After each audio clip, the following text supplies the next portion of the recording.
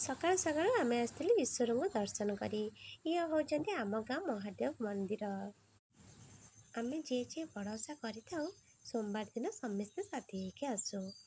ଈଶ୍ୱରଙ୍କୁ ଦର୍ଶନ କରି କିଛି ସମୟ ବୁଲାବୁଲି କରି ଆମେ ଘରକୁ ପଳେଇ ଆସିଥିଲୁ। ଆଜି ଆମକୁ ଡବଲ ରୋଷେଇ କରିବାର ଥିଲା, ସେଥିପାଇଁ ଆମେ ଜଲ୍ଦି କାମ ସାରି ଦେଇଥିଲୁ। ତ ଆମ ରୋଷେଇ ଆରମ୍ଭ କରିଦେଇଥିଲୁ। ଏ ସୋମବାରେ କିଛି ପରିବା ଖାଆନ୍ତି, କିଛି ପରିବା ଖାଆନ୍ତିନି। ଯେଉଁ ସବୁ ପରିବା ଖାଆନ୍ତି ଆମ ସେୟା ସବୁ ପଡ଼ିକି ଡାଲମା ହେଇଥିଲା। ବେଳ ବୁଡ଼ିଗଲେ ଆଉ ପୂଜା ହେଇପାରିବନି, ସେଥିଲାଗି ଆମେ ଜଲ୍ଦି ସବୁ ସଜାଡ଼ି ଦେଇଥିଲୁ ଯାହା ସବୁ ଆମର ରୋଷେଇ ହେଇଥିଲା। ତାପରେ ପୂଜା ଆରମ୍ଭ କରିଦେଇଥିଲୁ।